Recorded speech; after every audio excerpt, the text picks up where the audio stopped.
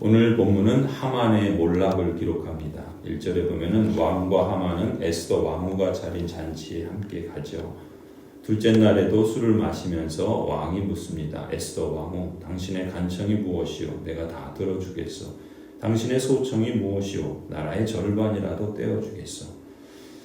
왕은 하만과 함께 왕후 에스더의 잔치에 참여해서 아하수에로 왕은 왕후 에스더에게 그녀가 원하는 것이 무엇인지 또 소청이 무엇인지 나라의 절반이라도 떼어주겠다라고 세 번째로 동일하게 묻죠.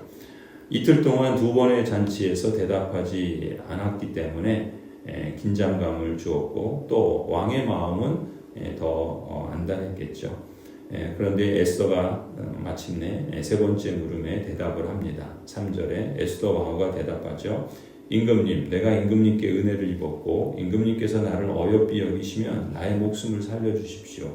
이것이 나의 간청입니다. 나의 결례를 살려주십시오. 이것이 나의 소청입니다. 나와 내 결례가 팔려서 망하게 되었습니다. 사륙당하게 되었습니다. 다 죽게 되었습니다. 우리가 남종이나 여종으로 팔려가기만 해도 내가 이런 말씀을 드리지 않을 것입니다. 그만한 일로 임금님께 걱정 끼쳐드리지는 않을 것입니다.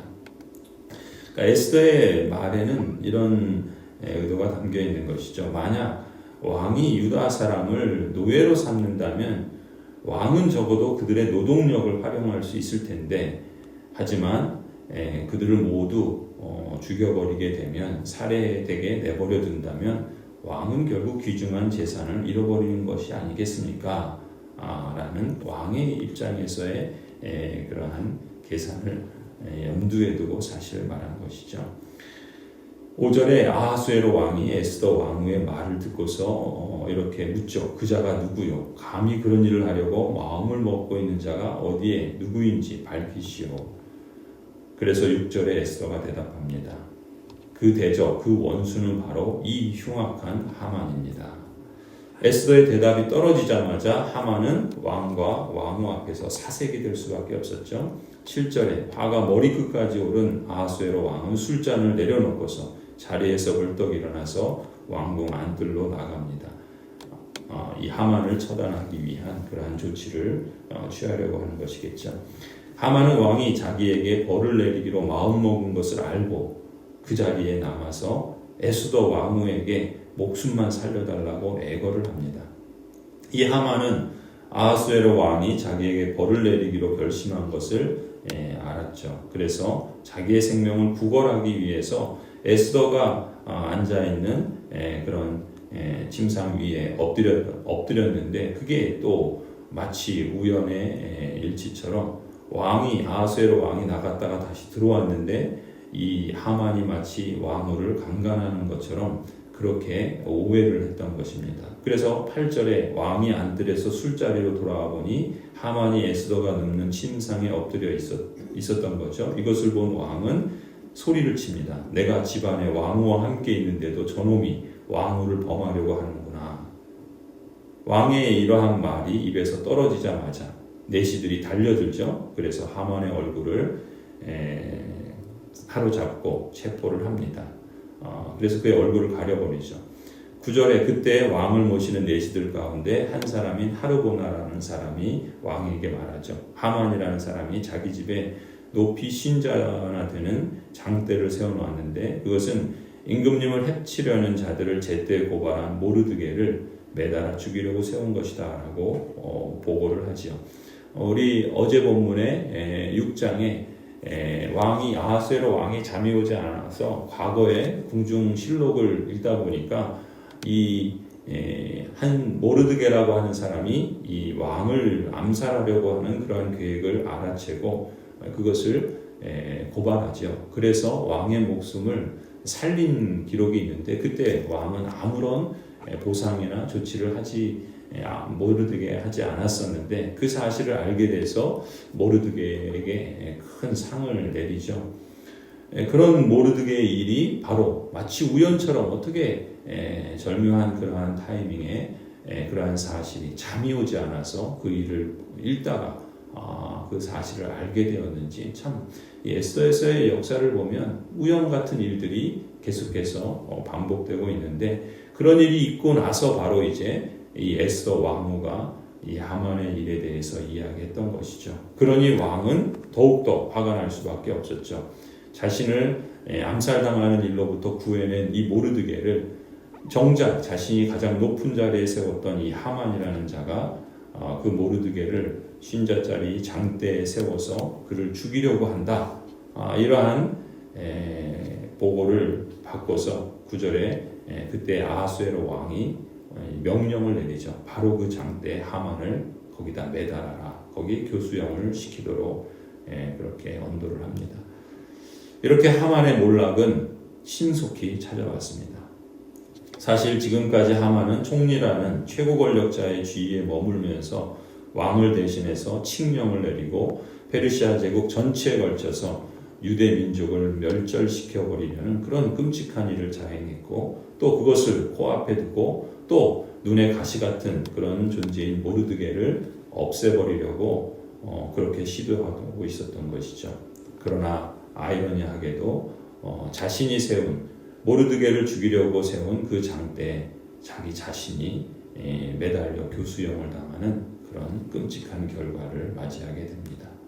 10절에 사람들은 하만이 모르드게를 매달려고 세운 바로 그 장대에 하만을 매달았다라고 성경은 기록하죠. 그런 다음에야 비로소 아하수에로 왕의 분노가 가라앉았다라고 성경은 기록합니다. 아하수에로 왕은 이 사악한 하만을 곧바로 처형을 해버린 겁니다. 아이러니하게도 유다 사람 모르드게를 없애버리려고 하만이 직접 세운 그 높은 장대 오히려 하만 자신이 교수형에 처해지는 비참한 최후를 맞이한 것이죠. 참으로 역사는 반복됩니다. 이 세상에는 하만처럼 뼛속같이 사악한 자들이 많이 있죠. 그들의 사악함은 사람들에 대한 혐오로 그리고 광기에 가까운 악행들을 통해서 드러나기 마련입니다. 하지만 이 하만의 몰락이 보여주는 것처럼 사실상 사악한 자들의 스스로 그 심판을 자처한 것이라고 하는 것을 잘 보여주죠. 이러한 악이 세상에 존재할 때 사람들이 다 거기에 동조하는 것은 아닙니다. 그 악한 세력에 맞서는 사람들이 있죠. 에스더서에서는 모르드게가 그랬고 또 에스더가 그랬습니다. 죽으면 죽으렵니다. 그리고 이때를 위함이 아니겠는가 자신의 위치와 삶의 자리에서 책임 있는 역할들을 감당하면서 그 악에 대해서 저항했던 것을 우리는 주목할 필요가 있습니다. 그럼으로써 그 죄악상이 그 당시에는 감춰지는지 모르지만 또 때로 설령 그것이 성공하는 것처럼 보이지만 그러나 그 죄악상은 결국에는 드러나기 마련이고 심판에 처하기 마련이라는 것이죠. 무엇보다 악한 자는 공의로우신 하나님을 대면할 때 반드시 수치와 정죄를 당하게 될 것임을 에스더서는 우리에게 확증해 줍니다. 그때 그러한 악한 자들은 하나님의 강력하고 공의로우신 진노를 피할 수 없으며 어디로도 숨을 수 없게 되는 것이죠. 이러한 사실이 있다는 것은 우리가 이 역사, 우리가 살아가고 있는 삶의 자리에서 우리는 어떻게 응답하며 살아갈 것인가를 묻지 않을 수 없습니다. 그것은 그리스도인이라고 예외는 아닙니다. 궁극적으로 예수 그리스도께서 재림하실 때 마침내 모든 악에 대해서 모든 악한 세력들에 대해서 피할 수 없는 파멸이 그들에게 일어나게 될 것입니다. 더 궁극적으로는 그러한 자들의 우두머리 역할을 하는 사단은 그리스도의 십자가에서 공개적인 패배를 당했지만 이제 궁극적인 최후를 맞이하게 될 것입니다. 그때까지는 아직 마무리, 파멸에 최종적인 파멸에 이르지 않았기에 그러한 날이 기다리고 있는 것이죠. 하만이 모든 사람의 눈앞에서 처형을 당한 것처럼 마귀와 그의 앞자리들 역시 영원한 정죄를 당하게 될 것이다라는 것을 우리는 에스더서를 통해서 확인하게 됩니다. 그런 점에서 우리에게는 소망이 있죠. 어떠한 소망입니까? 하나님께서 장차 완성하실 하나님 나라에는 어떠한 악도 어떠한 악한 세력도 남아있을 수 없다라는 사실입니다. 하지만 정의와 평화가 입맞추는 그날까지 그때가 오기까지 우리는 깨어지고 타락한 세상에 살아야 합니다. 악과 그 비극적인 영향력에 우리도 물들며 그 세상 속에서 우리도 그 물을 먹으며 살아가야 합니다. 그러나 그러한 세상 속에서도 에스더처럼 죽으면 죽으렵니다. 모르드게처럼 자기 자리에서 악을 고발하고 저항하는 사람들을 통해서 하나님께서 일하신다는 사실을 우리는 주목해야 합니다. 오늘 우리 사회에서 그리스도인으로서 우리의 과제는 이것입니다. 우리의 영혼이 구원받고 또 우리가 잘되고 범사에 형통한 것, 그것만큼이나 중요한 것은 우리가 이 땅을 살아가는 하나님 나라에 속한 사람으로서 공적인 영성, 우리가 우리의 삶의 자리에서 그리스도인답게 사는 것이 무엇인가, 개인적인 영성 차원만이 아니라 공적인 삶의 자리, 이 사회 속에서 가령 기업인으로서 또 비즈니스를 하는 사람으로서 또 공무원으로서 교사로서 또 정치가로서 또 다양한 직업의 현장에서 우리는 이 사회 속에서 공적인 삶의 자리 가운데 그리스도인으로서 하나님을 사랑하라는 그리스도인의 그러한 엄중한 사랑의 계명을 따라서 우리가 우리의 신앙을 바로 세우고 또 하나님을 경외하는 예배적 순종의 삶을 살아야 하는 것처럼, 또한 하나님께서 내 이웃을 내 몸처럼 사랑하라 하신 이러한 엄중한 하나님의 계명 앞에 대해서도 이 사회 속에서 이웃에 대해서 어떻게 책임 있게 분별하고 행동할 것인가, 공적 영성을 키워야 할 때입니다. 그리스도인, 특별히 우리 사회의 그리스도인들은 이 점에서 너무나도 어찌 보면 무지하고 무관심하고 또 그동안 무책임한 그러한 행동들을 이루어갔는지도 모르겠습니다.